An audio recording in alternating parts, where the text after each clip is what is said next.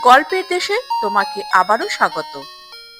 আজকে পাঠ করব শৈলজানন্দ মুখোপাধ্যায়ের লেখা ছোট গল্প পাতানো স্বামী।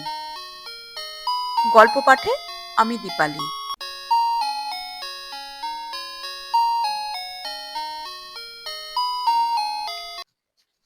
সুজাতা ঝড়ের মতো এসে ঢুকলো আমার ঘরে।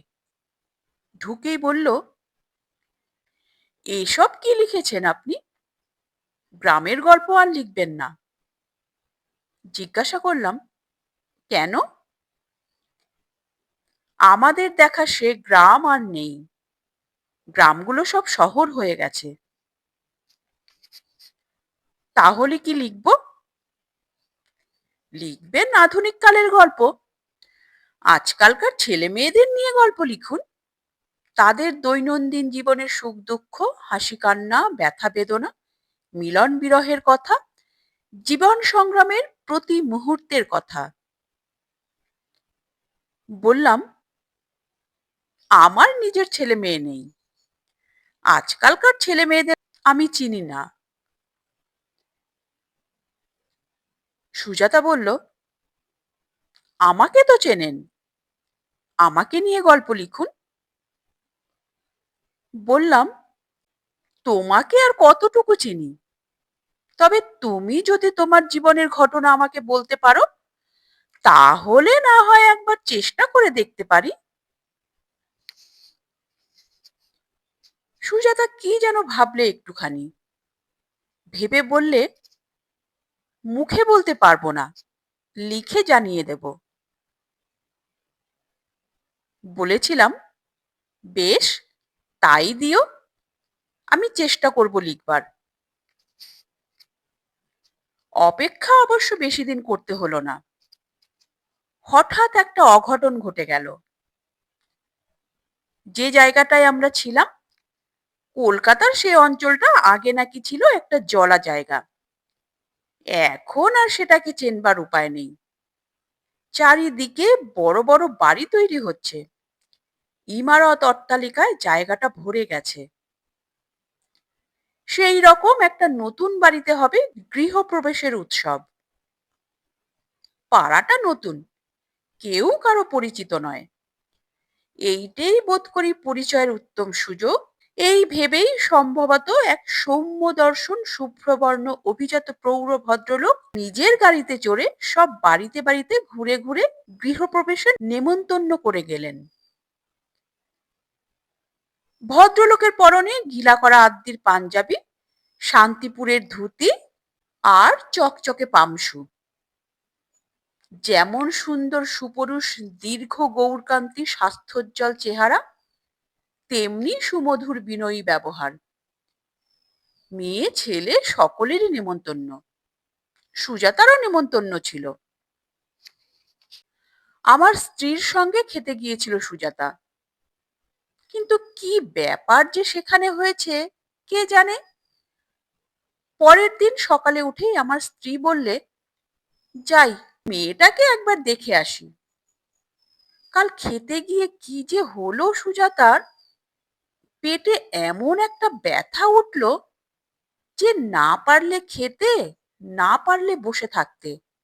বাড়ি চলে এলো তাড়াতাড়ি।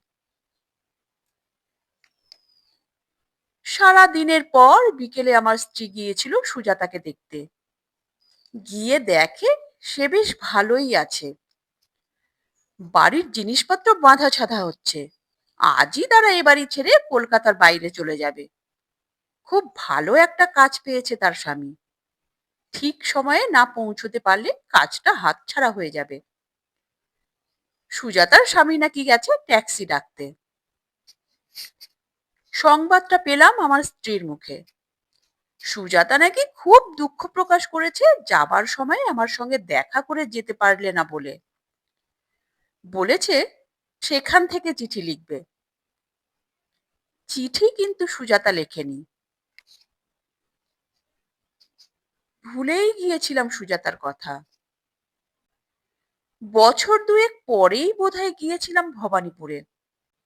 ফেরবার সময় ভিড়ের জন্য ট্রামে বাসে উঠতে পারলাম না। একটা ট্যাক্সি যাচ্ছিল রাস্তা দিয়ে, ফাঁকা ট্যাক্সি। উঠে পড়লাম। কোথায় যাবেন? ড্রাইভার মুখ ফেরাতেই মনে হলো যেন চেনা চেনা মুখ। বললাম টালা পার্ক। ট্যাক্সি চলতে লাগলো। আমি কিন্তু ক্রমাগত ভাবতে লাগলাম, কে এই ভদ্রলোক? গাড়ি যখন শ্যামবাজারের মোড়ে, তখন হঠাৎ মনে পড়ল, কিন্তু জিজ্ঞাসা করতে ভরসা হচ্ছে না। সুজাতার স্বামী নির্মলবাবু ট্যাক্সি চালাচ্ছেন?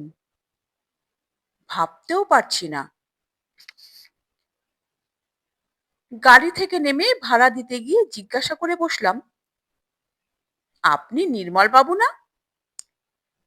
ভদ্রলোক একটু হেসে জবাব দিলেন, আজ্ঞে হ্যাঁ। সুজাতা কেমন আছে? ভালো। জিজ্ঞাসা করলাম, কোথায় আছেন আপনারা?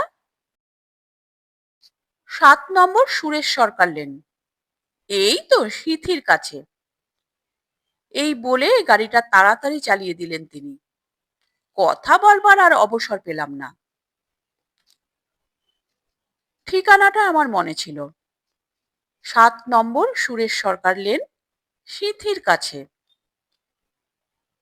গেলাম একদিন বেড়াতে বেড়াতে। 7 নম্বরে গিয়ে দেখি দোরে তালা বন্ধ।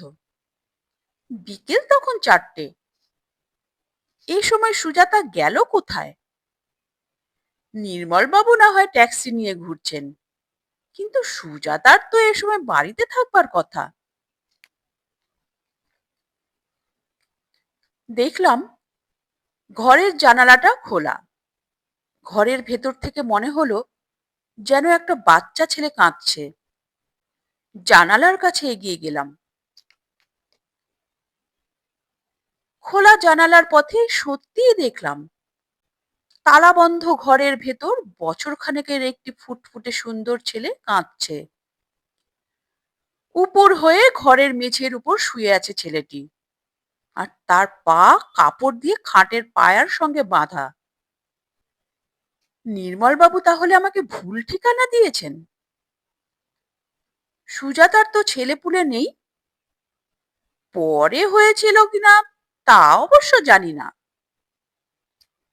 কিন্তু কে এমন নিষ্ঠুর মা, ছেলেকে যে এমনি করে বেঁধে রেখে গেছে বাড়িতে? ফিরে আসছিলাম, রাস্তায় দেখা হলো সুজাতার সঙ্গে। সেই সুজাতা, চেহারায় কোথাও এতটুকু পরিবর্তন নেই। মনে হয় যেন আরো সুন্দরী হয়েছে সে। আমাকে দেখেই একগাল হেসে বললে, এই দেখুন, আপনার কথাই ভাবছিলুম, আসুন আসুন। বলেই সে তাড়াতাড়ি ঘরখানা খুলে আগেই ছেলের পায়ের বাঁধন খুলে দিলে। তারপর ছেলেকে কোলে তুলে নিয়ে কান্না থামাবার চেষ্টা করতে লাগলো। জিজ্ঞাসা করলাম, ছেলে কি তোমার? হ্যাঁ। বলে ছেলের কান্না থামাবার জন্য সুজাতা একটুখানি আড়ালে চলে গেল। ছেলের কান্না বন্ধ হলো। সুজাতাকে দেখতে পাচ্ছি না, কিন্তু তার কথা শুনতে পাচ্ছি। একটুখানি চা খাবেন তো? বললাম, না, ছেলে নিয়ে তোমাকে এই অসময়ে চা করতে হবে না। ছেলেকে একা ফেলে রেখে কোথায় গিয়েছিলে? রোজই তো যাই, স্কুলে চাকরি করি যে। নির্মলবাবু ট্যাক্সি চালিয়ে যে রোজগার করেন, হয়তো তাতে কুলিয়ে উঠতে পারে না, তাই সুজাতাকেও বোধহয় চাকরি করতে হয়। সে প্রসঙ্গ না তোলাই ভালো। ছেলের মাথায় হাত চাপড়াতে চাপড়াতে সুজাতা বললে, ভেবেছিলুম আমার জীবনের কথা আপনাকে লিখে জানিয়ে দেব, কিন্তু সময় পেলুম না। এখন তো আমার সময় একেবারেই নেই। বললাম, সে তো দেখতেই পাচ্ছি। আচ্ছা, আজ আমি চলি, আবার একদিন আসবো। আমি এই বলে উঠে দাঁড়ালাম। বাড়ি ফিরে এসে সুজাতার কথা বললাম আমার স্ত্রীকে। স্ত্রী বললে, চলো, আমি একদিন যাব তোমার সঙ্গে, তার ছেলে দেখে আসব। আমরা স্বামী স্ত্রী দুজনেই বেরিয়েছিলাম সেদিন সুজাতার বাড়ি যাবার জন্য, কিন্তু যাওয়া আর হলো না। দোরের কাছে একখানা ট্যাক্সি এসে দাঁড়ালো। ট্যাক্সি থেকে নামলেন সুজাতার স্বামী নির্মল বাবু। বললাম, ভালোই হলো, চলুন, আপনার ওখানেই যাচ্ছিলাম, এই গাড়িতেই উঠে পড়ি। নির্মল বাবু বললেন, আপনার সঙ্গে আমার একটু কথা আছে। বেশ তো, যেতে যেতে গাড়িতেই বলবেন। নির্মল বাবু রাজি হলেন না, বললেন, না, গাড়িতে বলা হবে না, চলুন আপনার ঘরে গিয়ে বসি। আবার বাড়িতেই ফিরতে হলো। কথাটা নাকি খুব গোপনীয়। স্ত্রীকে কোনো কাজে ভিতরে চলে যেতে বললাম। নির্মল বাবু বললেন, কথাটা কেমন করে আরম্ভ করব বুঝতে পারছি না। জিজ্ঞাসা করলাম, সুজাতার সঙ্গে ঝগড়া করেছেন তো? আজ্ঞে হ্যাঁ, সুজাতা আমাকে তাড়িয়ে দিয়েছে। কথাটা শুনে আমি একটুখানি অবাক হয়ে গেলাম। অবাক হওয়ার মতোই কথা। বললাম, সুজাতা তো সেরকম মেয়ে নয়। আজ্ঞে হ্যাঁ, সুজাতা খুব ভালো মেয়ে। এই দেখুন না, ট্যাক্সি চালিয়ে আমি যা রোজগার করি তাতে আমাদের বেশ ভালোই চলে যায়। সুজাতা কিন্তু সেই টাকা নেবে না কিছুতেই, আমাকে সরিয়ে দিয়ে স্কুলের চাকরি নিলে। আপনারা কি এখন এক বাড়িতে থাকেন না? আজ্ঞে না, আমি এখন থাকি একটা হোটেলে। জিজ্ঞাসা করলাম, কেন এরকম হলো বলুন তো? সুজাতার ছেলের বাপ আপনি? নির্মল বাবুর মুখের পানে তাকিয়ে দেখলাম তিনি কি যেন ভাবছেন। খানিকক্ষণ চুপ করে থেকে বললেন, একটি ছেলেকে ভালোবেসেছে সুজাতা, সে এলে ওরা দুজনে একসঙ্গে থাকবে। কিন্তু এই আমি বলে রাখছি, সে আসবে না। আপনি দেখবেন সে আসতে পারবে না। সে আবার কি রকম কথা? আপনি ছেড়ে না দিলে সুজাতা তো এ কাজ করতে পারে না, সে আইন তো নেই। নির্মল বাবু বললেন, সুজাতা জানে আমি কিছু করব না বা করতে পারবো না। বলেই আবার কি যেন ভাবতে লাগলেন নির্মল বাবু। চাকর এসে চা দিয়ে গেল নির্মল বাবুর হাতের কাছে নামিয়ে। আমার গৃহিণী পাঠিয়ে দিয়েছেন। আবার চা কেন? বলেই চায়ের কাপটি নাড়াচাড়া করতে করতে নির্মল বাবু বললেন, আপনি গিয়েছিলেন সুজাতার কাছে, সে কিছু বলেনি? বললাম, না।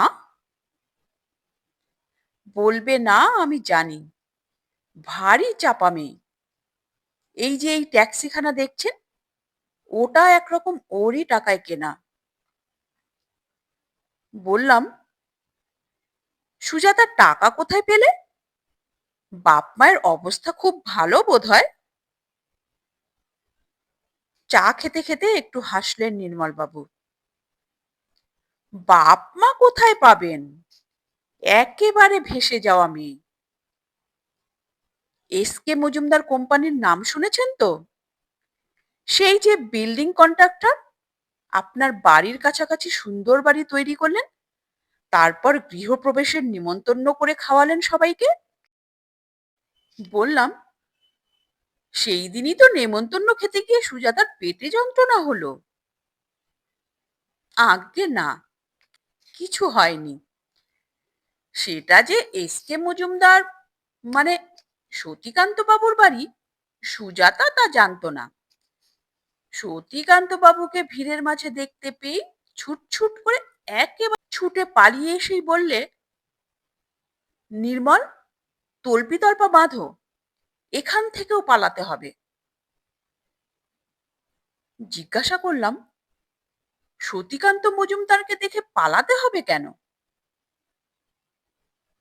সেসব অনেক কথা স্যার, আপনি শুনবেন? বললাম, শোনবার জন্যই তো বসেছি, আপনি বলুন। নির্মলবাবু কেমন যেন ইতস্তত করতে লাগলেন। কথাটা তেমন ভালো নয় স্যার। ভালো নয়? নির্মলবাবু বললেন, আজ্ঞে না, খুব নোংরা কথা, বুঝতেই তো পারছেন। বললাম, বুঝেছি, থাক, আর বলতে হবে না। তাহলে আজ আমি আসি? আমি আবার আসবো আপনার কাছে। আপনি যেন আমার কথাটা একবার বলবেন সুজাতাকে। হ্যাঁ না কিছুই বললাম না। নির্মলবাবু হঠাৎ চলে গেলেন। ভাবছিলাম সুজাতার কথা। সতীকান্ত বাবুর সঙ্গে আমার বেশ পরিচয় হয়েছে। বয়স ৫৫-র ওপর। চমৎকার একখানা গাড়ি প্রায় দেখি নিজেই চালিয়ে নিয়ে যান আমার বাড়ির সম্মুখ দিয়ে।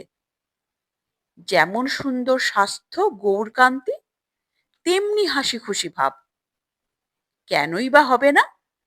প্রচুর পয়সার মালিক। সুজাতা বোধ করি টাকার লোভেই তার সঙ্গে মান ইজ্জত বিসর্জন দিতে ছুটেছিল। সুজাতা বলেছিল, আজকালকার মেয়েদের নিয়ে গল্প লিখতে। এই তো আজকালকার মেয়ে, এই তো তাদের চরিত্র। সেই জন্যই সুজাতা তার জীবনের কাহিনী মুখে বলতে পারেনি। বলেছিল লিখে দেবে। স্ত্রী ঘরে ঢুকলো। কি গো, যাবে না? বললাম, না। নির্মলবাবু কি বলে গেলেন? খুব খারাপ, সুজাতা ভালো মেয়ে নয়। সে কি কথা? স্ত্রী বসলো আমার সম্মুখে। জিজ্ঞাসা করলে, নির্মলবাবু নিজে এই কথা বলে গেলেন? বললাম, হ্যাঁ। সাতঘাটের জল খাওয়া মেয়ে। সেদিন যখন ওর সঙ্গে আমার দেখা হলো, তখনই আমার কেমন যেন সন্দেহ হয়েছিল। একবার জিজ্ঞাসা পর্যন্ত করলে না, আমি কেমন করে ওর ঠিকানা জানলাম? একবার চা খেতে বললে, তারপর উঠে যখন চলে এলাম, তখন আর চায়ের নামও করলে না। কেমন যেন অপ্রস্তুত ভাব। অবিশ্বাসের হাসি হাসলে আমার স্ত্রী। এই দেখেই তোমার সন্দেহ হয়ে গেল? বললাম, হবে না, তার স্বামী নির্মলবাবু নিজে বলে গেলেন। সুজাতা তার প্রথম জীবনে কি কাণ্ড করেছে ভগবান জানেন। তারপর এই যে সতীকান্ত বাবু, যার বাড়িতে তোমরা নিমন্ত্রণ খেতে গিয়েছিলে, ওর সঙ্গে জুটেছিল। এইবার হো হো করে হেসে উঠল আমার স্ত্রী। ওই বুড়োর সঙ্গে? হ্যাঁ, এইসব ব্যাপার বুড়ো ছোড়া সব সমান। এখন শুনছি আরেকটি ছোকরাকে জুটিয়েছে, জুটিয়ে নির্মল বাবুকে দিয়েছে তাড়িয়ে। এরা একজন পুরুষে সন্তুষ্ট নয়, রকম রকম চাই। কখনো বুড়ো, কখনো ছোড়া, যার ট্যাকের যত জোর। সুজাতাকে নিয়েই গল্প লিখলাম তার যৌন জীবনের ব্যভিচারের কলঙ্কিত কাহিনী। যে কাহিনী প্রতিফলিত করছে হাজার হাজার মেয়ের ভয়াবহ যৌন বিকৃতিকে। সে কাহিনী ছাপাও হলো প্রসিদ্ধ একটি পত্রিকায়। পড়ুক সুজাতা। এই গল্পই সে লিখতে বলেছিল আমাকে। এই নাকি এ যুগের ধর্ম। সেদিন বিকেলে বসে চা খাচ্ছি। হঠাৎ শুনলাম কে যেন বললে, নমস্কার। পেছন ফিরে তাকাতেই দেখি নির্মলবাবু এসে দাঁড়িয়েছেন। পড়েছেন তো?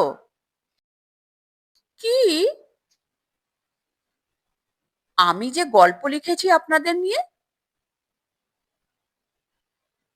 দিনরাত ট্যাক্সি চালাচ্ছি, আমার পড়বার সময় কোথায়? বলতে বলতে সুমুখে এসে দাঁড়ালেন নির্মল বাবু। বললাম, চা খান। না, চা আর খাবো না, সারাদিন শুধু চাই খাচ্ছি। একটা কথা বলতে এলাম আপনাকে। নির্মল বাবু জিজ্ঞাসা করলেন, দেখা হয়েছে সুজাতার সঙ্গে? বললাম, না। থাক, আর দেখা করবার দরকার নেই। নির্মল বাবু বললেন, সেই ছেলেটির কথা বলেছিলাম আপনাকে, যার সঙ্গে সুজাতার ভাব হয়েছিল, ভেবেছিলাম সে আর আসবে না, এখন দেখছি সে এসেছে। দুজনে বেশ হেসে খেলে ঘুরে বেড়াচ্ছে। এখন আর আমার কথা বলবেন না সুজাতাকে। জিজ্ঞাসা করলাম, আপনি গিয়েছিলেন সুজাতার কাছে? নির্মল বাবু বললেন, যেতে হবে কেন, ট্যাক্সি নিয়ে পথে পথে তো ঘুরে বেড়াই। সেদিন দেখলাম নিউ মার্কেট থেকে হাসতে হাসতে বেরুচ্ছে দুজনে। এইতেই আপনি খুশি?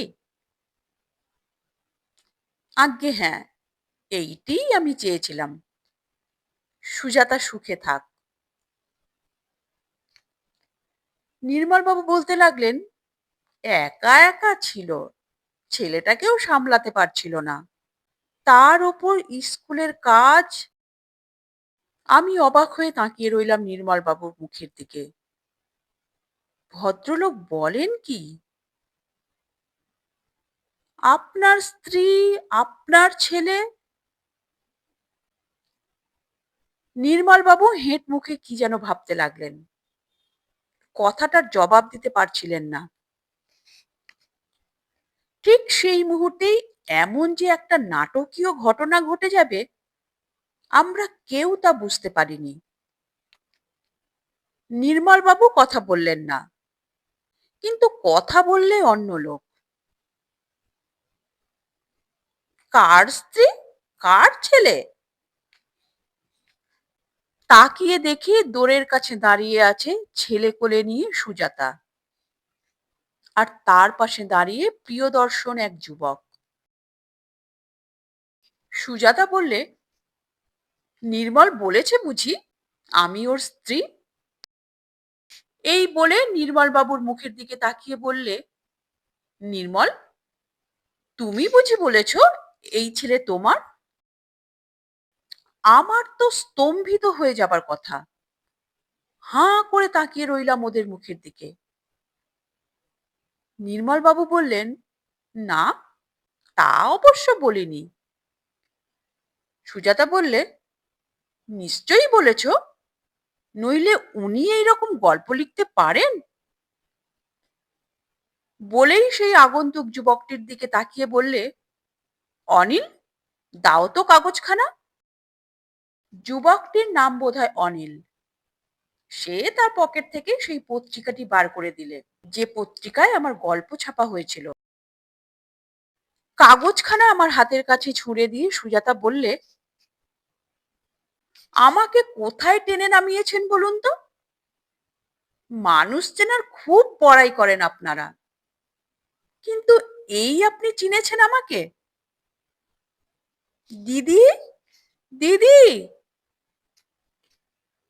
সুজাতা চেঁচিয়ে চেঁচিয়ে ডাকতে লাগলো আমার স্ত্রীকে। আমার স্ত্রী বোধহয় দোরের পর্দার আড়ালে এসে দাঁড়িয়েছিলেন। ডাকবা মাত্র ভেতরে এলো।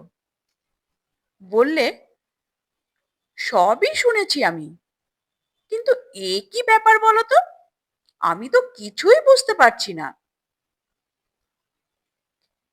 বুঝবে কেমন করে দিদি? ওকে বলেছিলাম এই যুগের ছেলে মেয়েদের নিয়ে গল্প লিখতে, লিখলেন শেষ পর্যন্ত, কিন্তু আসল ব্যাপারটা না জেনেই লিখলেন। বললাম, আসল ব্যাপারটা তুমি তো জানালে না আমাকে। সুজাতা বললে, আপনার গল্পের নায়ক নায়িকারা বুঝি সবাই তাদের আসল ব্যাপারটা আপনাকে জানিয়ে দিয়ে যায়, তবে আপনি লেখেন? এই বলে আমাকে অপ্রস্তুত করে দিয়ে সুজাতা হাসতে হাসতে বললে, তার চেয়ে বলুন আপনি এই যুগের সমস্যাটা ঠিক জানেন না।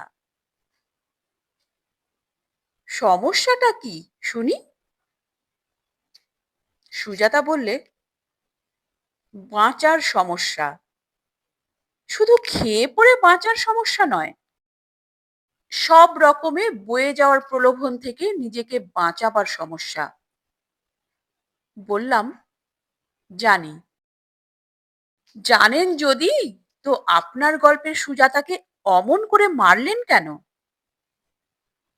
অথচ এই তো সত্যিকারের সুজাতা, দিব্যি বেঁচে আছি আমি।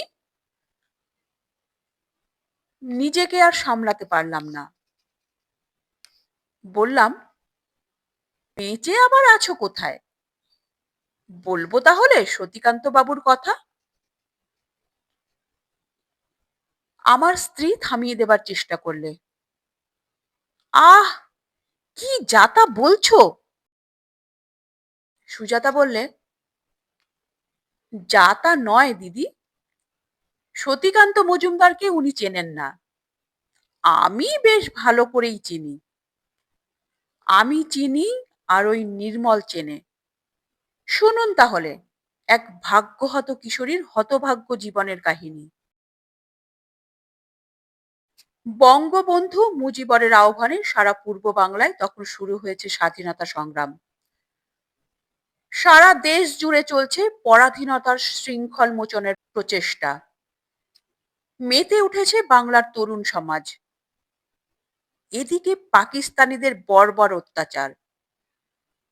দুর্ধর্ষ পাঠান সেনারা তখন উপায়ান্তর না দেখে এক নতুন পন্থা অবলম্বন করল, যা পৃথিবীর ইতিহাসে সব থেকে জঘন্যতম পদ্ধতি। যে পদ্ধতি অবলম্বন করতে স্বয়ং হিটলারও সক্ষম হননি। পাঠান জেনারেল তার পরাজিত সৈন্যবাহিনীকে হুকুম দিলেন, বাংলাদেশের সমস্ত যুবতী রমণীদের ওপর চালাও অমানসিক যৌন অত্যাচার, আর তাদের শরীরে ঢুকিয়ে দাও পাঠান রক্তবীজ, যাতে করে তারা অল্প দিনের মধ্যেই হয়ে পড়ে অন্তঃসত্ত্বা, আর জন্ম হবে হাজার হাজার পাঠান শিশুর, যারা বড় হয়ে প্রতিশোধ নিতে পারে বাঙালির ওপর। ঝাঁপিয়ে পড়ল হাজারে হাজারের নারী সঙ্গলোভী পাঠান সেনা বলাৎকারে উন্মত্ত হয়ে। ঘরে ঘরে উঠল আর্তরোল।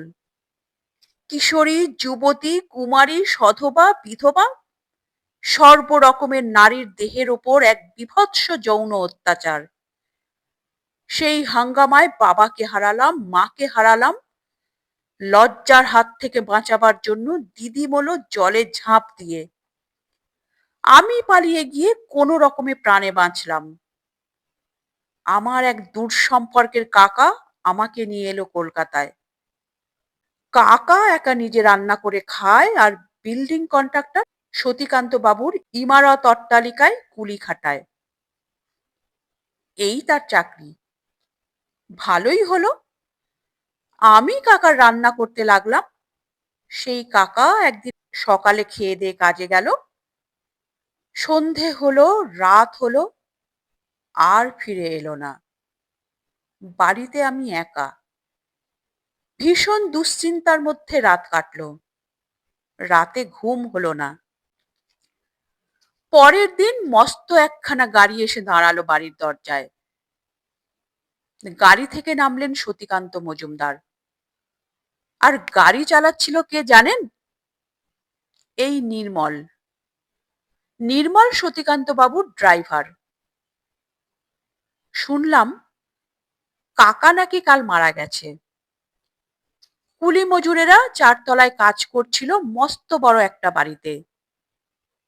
চারতলার ভাড়া থেকে একখানা ইট পড়েছিল তার মাথায়।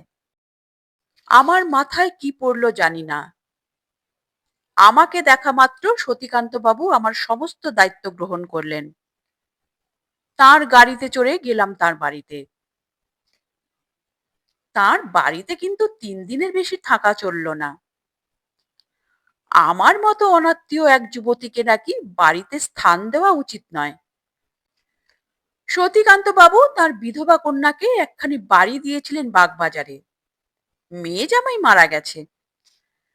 বাড়িতে আছে মাত্র সেই মেয়ের একটি মাত্র ছেলে। সেই ছেলেটি তখন এমএ পাশ করেছে, ডিফিল হয়েছে। কলেজে প্রফেসরি করবে না কোনো সওদাগরি অফিসে চাকরি করবে তাই ভাবছে। সতীকান্ত বাবু সেই বাড়িতে নিয়ে গিয়ে রাখলেন আমাকে। সতীকান্ত বাবু তার মেয়ের ছেলে অনিলের সঙ্গে আমার পরিচয় করিয়ে দিয়ে বললেন, তুমি অনিল, আমার নাতি, আর তুমি সুজাতা, আমার নাতনি। ভালোই হলো, অনিলের বোন ছিল না, একটি বোন পেল। দুটি ভাই বোনের মতো থাকো তোমরা। আমি রোজ এসে খোঁজ খবর করে যাব। খোঁজ খবর বেশ ভালোই করতে লাগলেন সতীকান্ত বাবু। কোনোদিন আসেন বিকেলে, কোনোদিন সন্ধ্যায়। গাড়িতে চড়িয়ে আমাকে এন্তার ঘুরিয়ে নিয়ে বেড়ান কলকাতার পথে পথে। দামি দামি গয়না কিনে দেন, শাড়ি কিনে দেন, না নিলে রাগ করেন। গাড়ি চালান কোনোদিন নিজে, কোনোদিন নির্মল। এই পর্যন্ত বলেই সুজাতা থামল। নির্মল বাবুর দিকে তাকিয়ে বললে, নাও এবার নির্মল বলো। বললাম, আবার নির্মল কেন? তুমি বলো না, তোমার গল্প তুমিই বলো। সুজাতা বললে, আমার গল্প হলেও এবার নির্মলের খানিকটা অংশ আছে। বললাম, আমিও তো খানিকটা এমনই লিখেছি, নিতান্ত সাদামাটা সোজা গল্প। সুজাতা বললে, আজ্ঞে না, সোজা নয়, রীতিমতো বাঁকা। এই বাঁকের মুখেই অ্যাক্সিডেন্টের ভয়। কিন্তু নির্মল পাকা ড্রাইভার, অ্যাক্সিডেন্ট ওই বাঁচিয়েছে। নির্মল বাবু তাকালেন সুজাতার দিকে। সুজাতা বললে, তাকাচ্ছ কি? এত বড় পরীক্ষায় পাশ করে শেষে এইখানে বলতে এলে আমাকে তাড়িয়ে দিয়েছে? নির্মল বললে, ছেলে নিয়ে কষ্ট হচ্ছিল, একা ছিলে, তাই। সুজাতা বললে, এই যুগের ধর্মই তো একা থাকা নির্মল। কারো দিকে কারো ফিরে তাকাবার অবসর নেই। সমস্ত বিরুদ্ধ শক্তির সঙ্গে একাকী সংগ্রাম করে বাঁচতে হয়। নিজের চোখে তো দেখলে আমাকে। নাও এবার তোমার কথা বলো। নির্মল বাবু বললেন, সতীকান্ত বাবুর কাজ তখন আমি ছাড়বো ছাড়বো করছি। ট্যাক্সির একটা পারমিট জোগাড় করেছি, কিছু টাকাও জমেছে হাতে। আরো কিছু টাকা হলেই হয়। দেখলাম সুজাতাকে খুব পেয়ার করছেন বাবু। পাকিস্তানি বাংলাদেশ থেকে পালিয়ে আসার পর যে সুজাতাকে দেখেছিল, সে সুজাতা এখন আর নেই। কাকার দরিদ্রতা থেকে সতীকান্ত বাবুর সচ্ছলতার ভেতর এসে পড়ে সুজাতার রূপ যেন একেবারে আকাশ ছোঁয়া হয়ে উঠল। বাবু হাজার হাজার টাকার গয়না কিনে দিচ্ছেন। ভাবলাম, ওকে বললে বোধহয় টাকাটা জোগাড় হয়ে যায়। বলেই বসলাম একদিন। সুজাতা হাসলে একটুখানি। সুজাতা বললে, তুমি কি ভেবেছো আমি বুঝতে পেরেছি নির্মল। তুমিও পালাবো পালাবো করছো, আমিও পালাবো, কিন্তু বড় জোর আটকে পড়েছি একটা জায়গায়। আমি তাকালাম সুজাতার দিকে, জিজ্ঞাসা করলাম, কোথায় আটকে পড়েছিলে? সুজাতা বললে, সতীকান্ত বাবুর নাতি যার সঙ্গে আমার ভাই পাতিয়ে দিয়েছিল, সেই পাতানো ভাইটিকে ফেলে যেতে ইচ্ছে করছিল না। সেই পাতানো ভাইটি যে অনিল, তার পাশেই বসে আছে, তা বুঝতে পেরেছিলাম। একটু হেসে বললাম, নাও বলো, তারপর কি হলো? নির্মলবাবু বললেন, সেদিন সেই নোংরা কথাটা তো আপনাকে বলতে গিয়েও বলতে পারিনি। সতীকান্তবাবু এত বুদ্ধিমান হয়েও যে এমন অবুঝের মতো কাণ্ড করে বসবেন, তাই বা কে জানতো। অফিসের কাজের পর বাবু বললেন, চলো চৌরঙ্গি। চৌরঙ্গির একটা মস্ত হোটেল থেকে বাবু বেরোলেন চুরুট টানতে টানতে। চালচলন দেখে মনে হলো প্রচুর পরিমাণে হুইস্কি টুইস্কি কিছু খেয়ে এলেন। গাড়িতে বসেই বললেন, চলো বাগবাজার। সর্বনাশ যা ভেবেছিলুম তাই। সুজাতাকে গাড়িতে তুলে নিয়ে আবার চললেন চৌরঙ্গি। সুজাতাও কি মদ খাবে নাকি? কিন্তু না, হোটেলেও গেল না, মদও খেলো না। গাড়িটা আমি সোজাই নিয়ে যাচ্ছিলাম। মেট্রো সিনেমা পেরুতেই বাবু বললেন, রেড রোড ধরো ড্রাইভার, ভিক্টোরিয়া মেমোরিয়াল। রেড কোর্সের ধারে একটা নির্জন ফাঁকা জায়গায় গিয়ে বললেন, থামো। ভিক্টোরিয়া মেমোরিয়াল যাবেন না? না। গাড়ি থামাতেই বাবু আমার হাতে 5 টাকার একটা নোট দিয়ে বললেন, ভালো দেখে আইসক্রিম নিয়ে এসো, আমার খুব পিপাসা পেয়েছে। আমি বললাম, বাবু, এখানে অন্ধকারে আইসক্রিম বোধহয় পাওয়া যাবে না। বাবু আমার ওপর খুব রেগে উঠে বললেন, যাও এখান থেকে, যা পারো নিয়ে এসো। বুঝলুম বাবু আমাকে সরিয়ে দিতে চান সেখান থেকে। যেতে ইচ্ছে করছিল না, কিন্তু কি করব, মনিবের হুকুম। গাড়ি থেকে নেমে গেলাম। জানতাম এই সব জায়গায় রাত্রে যেসব গাড়ি দাঁড়িয়ে থাকে সব বদ উদ্দেশ্য নিয়েই থাকে। অন্ধকারে একটা ঝোপের আড়ালে গা ঢাকা দিয়ে দাঁড়ালুম। দেখলুম বাবু সুজাতাকে জোর করে নিজের কাছে টেনে এনে গাড়ির সিটের উপর শুইয়ে ফেলবার চেষ্টা করছেন, আর সুজাতা প্রচন্ড ভাবে বাধা দিচ্ছে। বাবু আজ যেন তার সযত্নে লালিত সুজাতাকে উপভোগ করবেনই। সুজাতা চিৎকার করে উঠল। আমি আর থাকতে পারলাম না, ছুটে চলে এলাম তাদের কাছে। কোনো কিছু না ভেবেই পেছন থেকে বাবুর ওপর চালিয়ে দিলাম ঘুষি। বাবু গাড়ি থেকে বেরিয়ে ফিরে দাঁড়িয়েই দেখলেন আমাকে। সুজাতাও ততক্ষণে ছাড়া পেয়ে গাড়ির বাইরে এসে নিজের কাপড় চোপড় ঠিক করে নিতে লাগলো।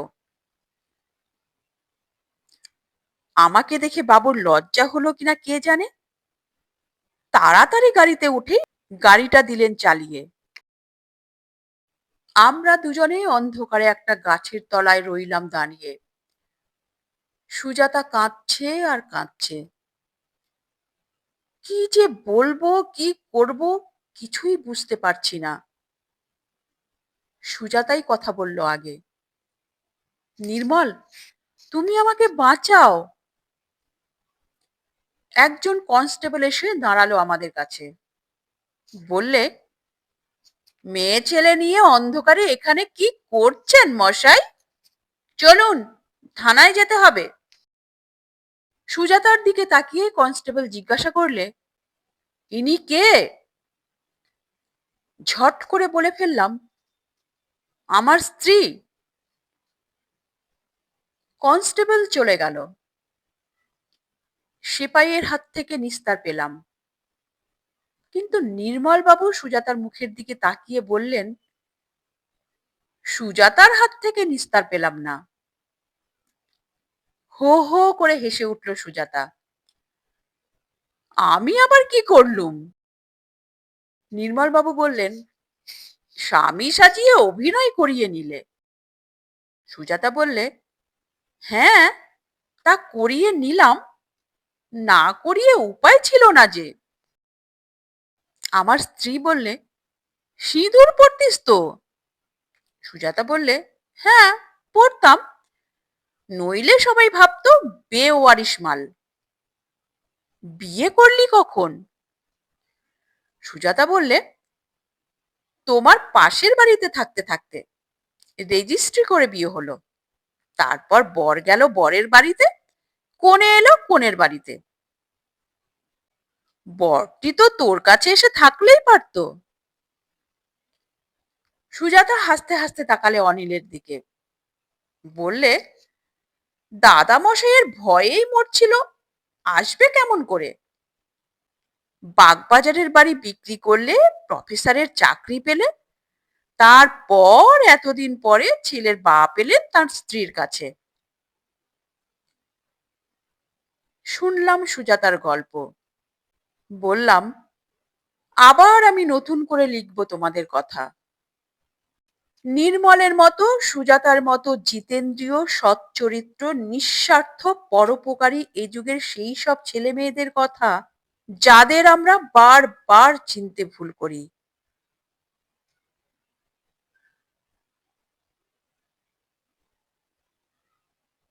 নমস্কার। গল্পের দেশের আজকের এই নিবেদন কেমন লাগলো তা কমেন্ট করে অবশ্যই জানাবে। ভালো লাগলে লাইক করে দিও এবং তোমার প্রিয়জনদের সঙ্গে প্রচুর প্রচুর প্রচুর শেয়ার করো, এবং আরো এই ধরনের নিত্য নতুন অডিও স্টোরি শোনার জন্য চ্যানেলটির সঙ্গে জুড়ে থাকো। চ্যানেলে যারা নতুন এসছো তারা চ্যানেলটিকে সাবস্ক্রাইব করে বেল আইকনটি প্রেস করে রাখো, যেন পরবর্তী নোটিফিকেশন সবার আগে তোমার কাছে পৌঁছায়। তোমরা গল্প শোনার পাশাপাশি যারা কুকিং এ ইন্টারেস্টেড তারা মায়ের আদরে রান্না নামে আমার একটি কুকিং চ্যানেল আছে, তোমরা চাইলেই সেখানে ভিজিট করতে পারো। আর অনেক ভালোবাসা নিয়ে অপেক্ষা করো আমার পরবর্তী গল্পের জন্য। তাহলে পরবর্তী এপিসোডে আবার দেখা হবে। ততক্ষণের জন্য সবাই সুস্থ থেকো, ভালো থেকো, নিজেদের খেয়াল রেখো। নমস্কার, ধন্যবাদ।